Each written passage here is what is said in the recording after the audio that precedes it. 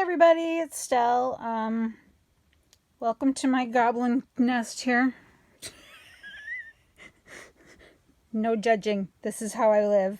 Anyway, I wanted to see if I could explain to you how I am doing my crazy quilt hems on my overalls. These are my my studio overalls. I just, wear them when I do pottery. Honestly, I wear them everywhere. This is pretty much my standard clothing. So I had some like major hippie hem action going on here. So I just cut off where all of the fraying happened so that I had here, let's find, this one's the side that's not all sewn up. So I just cut it off, and then I made myself some crazy quilt strips. A friend of mine gave me some quilting fabric jelly rolls, which is these, which I 2.5 inches across, maybe 3 inches. I don't know.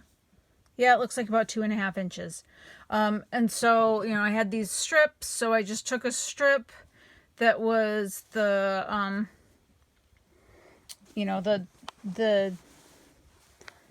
width of the cuff plus 1/4 inch for seam allowance times 2. So I measured across and added that 1/4 inch, and then I just folded it in half to cut that strip. And then to do the piecing, you lay your first piece on, and then you lay another piece on to match the raw edges, and then you stitch where I've got those pins. I would pin down here, just like one pin to hold it in place, but this is to resemble stitching. So I would stitch there, and then you fold that back and give a good finger press to that seam, and then that gives you your next raw edge that you would then take your next piece of fabric and lay it, face down along that edge, sew it, and you can see there's different things that you can do, like let's see, you can just do straight across strips like here. For this section, I took these 4 strips and I sewed them together just independently. So I made this chunk here, and then I laid it down this way so that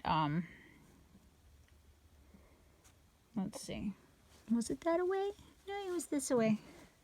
So I laid it down here, facing that way, sewed across there, flipped the whole dang thing up.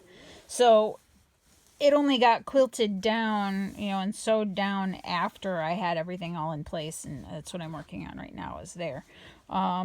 So yeah, you can do it that way. I've got angled pieces here, like so. So I had this piece that had, it had an angle cut here, it had an angle cut here, so I just kind of took this piece and I butted it up so that it matched here, and then I did the same thing all up to here, and then I just took this one and I covered that line, So you can get really super creative on how you want to do these things. I'll show you some other things that I tried on this side. Like that, I instead of just laying it at that straight line, because this strip here would be like that, instead of butting up that way, I butted it up that way so that there was a little bit of that edge poking out. So instead of doing straight lines, I was doing kind of fan shapes, and I thought it turned out pretty cool.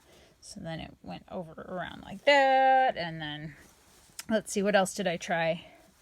I tried this one. It's called the French braid, where you start with a triangle, and then you do this strip to meet this edge here, and then this strip meets that edge there, and so there's all kinds of fun stuff that you can do. So anyway, yeah, I used the jelly roll as the foundation for my hem patchwork pieces, and then I used this for my binding, and I just, folded this in half lengthwise and cut it so that I had 1 1¼ inch strip for the top and 1 1¼ inch strip for the bottom. So then here we go. I'm sorry. I'm trying to do this one-handed. I need to get one of those nifty camera arm thingies. Okay, so then you just, sew your strip into a circle and lay it, face to face. Stitch it with a 1/4 inch to 3/8 inch seam allowance around the top, and then you also do that along the bottom. See, there's that. And then once you get that done, then you take one edge and you go right side of the cuff extension to the wrong side of your pants, because you're going to be covering that raw edge. Okay, so yeah, right side of the cuff to the wrong side of your pants. And then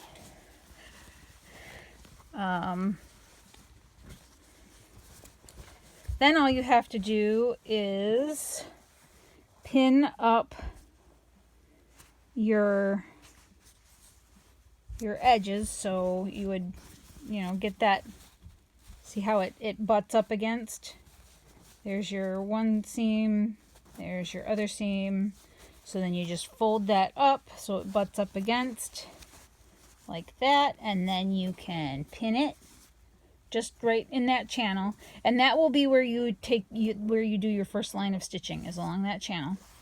And then for the top edge, I would not pin it to the pants.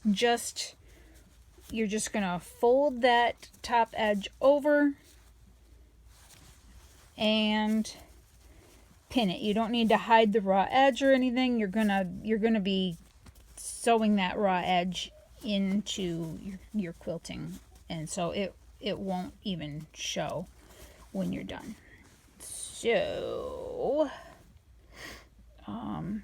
yeah, you just pin up that bottom and pin down your top edge, just so that they're not gonna go anywhere, and so it'll be exactly where you need it once you get up there.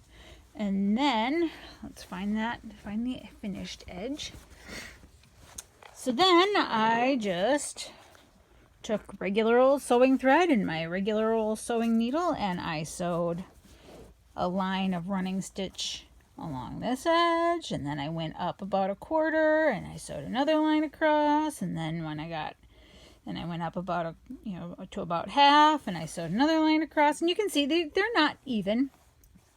They're not evenly spaced at all. It's just rough eyeballing, and because it's crazy quilting, nothing's going to be precise. There's no reason to be precise. You're kind of winging it, so just wing it. So I am up to the top here, and you can see there's it still looks cuffy because it's not stitched down at the very top edge, but it's stitched down right there. You've got your raw edge enclosed. Everything's fray free right there.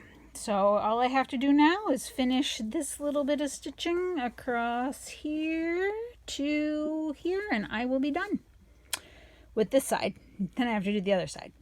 So anyway, thought you might like to see how I've been doing that, and hang out with me in my goblin nest for a little while.